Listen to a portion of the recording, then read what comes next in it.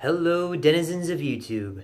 Mike here today with a new custom PVC saber to share with you guys, and I'm very excited to share with you guys this one because this is a special one for me. It's special because this is my first paid commission, so I'm very super excited to share this with you guys. And I apologize if my eyes aren't lining up. I'm actually using my phone to record this time, and the reason why is because my phone is actually a better quality camera than my laptop, so hopefully this will allow you guys to actually see the color of the lightsaber that I'm showing you guys.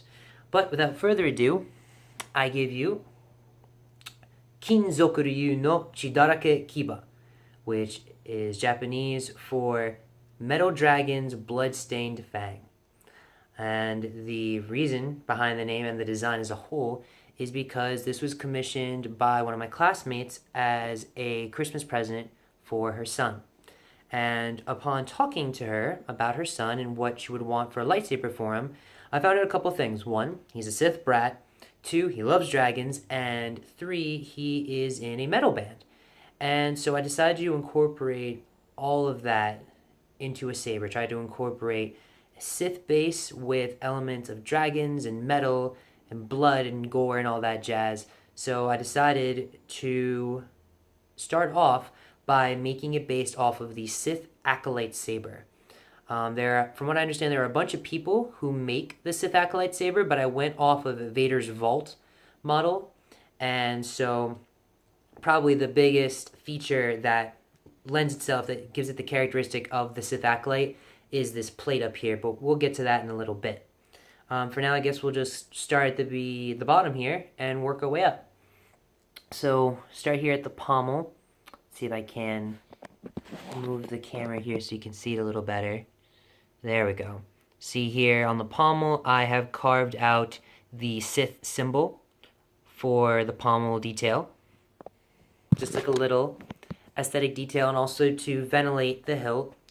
Moving up here, we have the grip section, which what I did was I carved out a dragon scale pattern.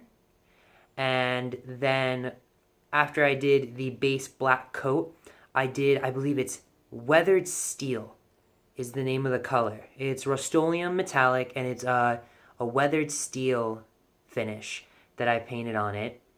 And then I used a detail paint by the name of Blood for the Blood God. And as the name implies, it really does give a really nice, like a bloody color to it. The paint came from Citadel, which apparently is used for Warhammer, I guess a very big popular board game slash like tabletop minifigure game. I don't know the full details of it. I just know that it's a game that involves painting your own figures. So they released a lot of different paints and like special paints and detail paints, and one of them is called Blood for the Blood God, and it basically creates a realistic blood effect, or it's designed to do that. So I figured this be a good paint to use. So yeah, if you can see here, I may have to zoom in again, get the light better. There we go. Yeah, you can see just like the blood detailing. I did it in between the scales, and I really like how it came out. I thought it turned out pretty good. And then moving up here, we have the switch section. So we've got our 12mm latching anti-vandal switch, and then on the other side we have the kanji for the saber's name. So we've got Kinzoku Ryu no Chidarake and then Kiba. So just has the name here, and it's kind of hard to detect. Again, I'm just going to move the camera, see if you can see it.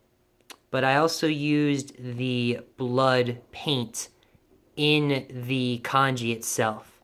So in person, you just see like this hint of the blood red on the black paint. So it's pretty cool. I like that. And then moving up, we have an inch diameter choke point where you can see the LED retention screw. And then going up here to the emitter, we have it based off of the Sith Acolyte with the kind of slimmed up emitter, and then this plate right here. And on the plate, we have the crest for the West Ham United football team. and I put that on there at the customer's request. This is her son's favorite team, so she wanted me to see if I can put it on, and I thought it went pretty well. I did have to make a couple of modifications, like I had to shorten United in order to make it fit for my design, but it actually, like, it turned out a lot better than I thought it was going to. And this detail was also done with Citadel brand paints. I'm a big fan. I like them a lot. They become really solid. It only takes like 2 or 3 coats for the color to really solidify and stand out. They're quick drying, which is really nice. The only thing is they are super expensive, like really, really expensive. I think I'm going to have to try and experiment with Testor's model paint at some point before my next commission and see how I feel comparing the two, because while these were great, like the detail I really like, super, super expensive. But, and then just inside here, you can see the LED module. And speaking of that, internally it's running a Luxeon Tri-Rebel deep red, so all 3 are deep red, wired in parallel. And then just the usual setup, a 2100 milliamp BuckBlock for the current regulator, and 2 18650 lithium ion batteries, rechargeable batteries for the power source. And as a first, I will actually show how you can remove these.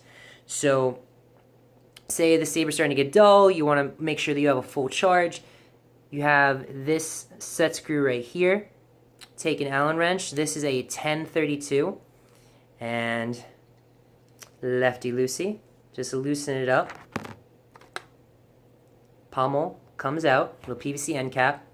And then you just reach in and you can pull out the batteries. It just comes out all the way. Take them out, put them in a charger, and when they're all done, just pop them back, line the hole up, just push that in there, and then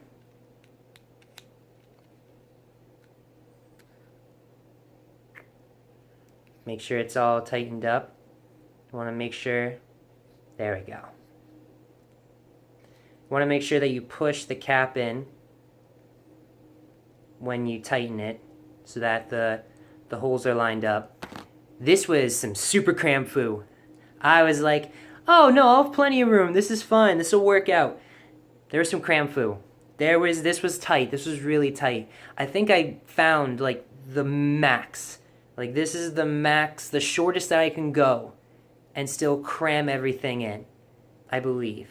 I haven't really tested any past that, but yeah, this is, I think, about the main inch diameter PVC to like chassis is 11 inches, 11 3/4 inches, and that fit everything. With 2 inches of blade depth for the blade, the LED, switch, BuckBlock, and the batteries was about 11 3/4 inches. So yeah, it was some real cram foo, but it all fits in really nicely, and you can take the battery in and out and there's no worries. You're not trying to like shove it in. It goes in and out really smoothly, so that's nice. So I guess all that's left is to throw in a blade and check it out. So this is a 32 inch, yes, 32 inch V4 Infinity Edge blade by Saber Forge. Now, this was a little goof on my part, minor goof, but a little goof. The 2 set screws for blade retention, I made the mistake of doing them of 2 different threads. So the top one here is 832, but the bottom is 1032. That was the result of me being in a time panic, because unfortunately I wasn't able to work on this saber or the other commission that I have for the holidays until yesterday because of just school being lovely and being school. Just showing 2 retention screws, hold it in. So yeah, I really didn't get a chance to work on them until now. So, I mean, and this is not meant to be an excuse, but this was just me being pretty hectic and with my stuff, and it was one of those drill then, think later, and going, probably shouldn't have done that. But yeah, all that means is that you just need an 832 and a 1032 Allen wrench if you want to use both retention screws. And the reason why I went with 2 instead of one, as I've done in my previous videos, is that I discovered in my personal saber that because the PVC is not perfect, it's not like perfectly made for this stuff, there was a little bit of wiggle. Not where the screw was, but below it.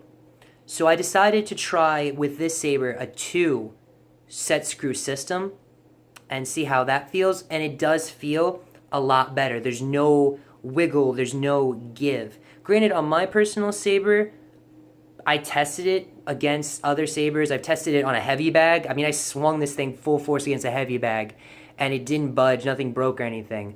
So the 1 set screw, I'm sure, is fine, but just as like an OCD moment, it just bothered me that there was a wiggle. So starting with this saber, I'm going to be doing 2 set screws to hold the blade in now. Just personal thing. But yeah, let's fire this up. Yeah, there we go. Love it. See, my phone does a better job. So yeah, this is the deep red, deep red, deep red. All 3 LEDs are deep red. Using a V4 Infinity Edge blade.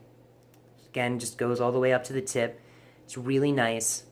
Now, on my face, it looks pink. That's what it looks like. It looks like this pinkish color. But in person, it's just this really nice, dark shade of red. If I could imagine it, it's kind of like, it's like that stereotypical, almost like a fire engine red. I guess would be the best description for it. It's a very nice shade of red, and in person it goes all the way up to the tip, which I was really excited about because I had heard that the reds and the ambers, they aren't as bright as the blues and the greens, so I was a little worried. But no, with this Tri, it's fine, and with the V4 Infinity Edge blade, in person and on camera, it looks great, and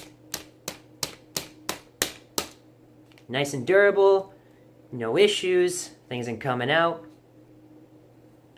And so, yeah. So that's it, guys. This is, that is Kinzoku Ryu no Chi Darake Kiba. I hope you guys like it. I'm really excited to give it to the customer tomorrow. I hope that she likes it. I hope her son loves it. And that is it for now. I will probably be having another video coming out within the next 2 days because I am feverishly working to get this next commission done, and it's a bit of a doozy. But once it's done, it'll be awesome, and I cannot wait to share it with you guys. But until then, take care. I hope you guys have a wonderful winter holiday, and may the force be with you, always.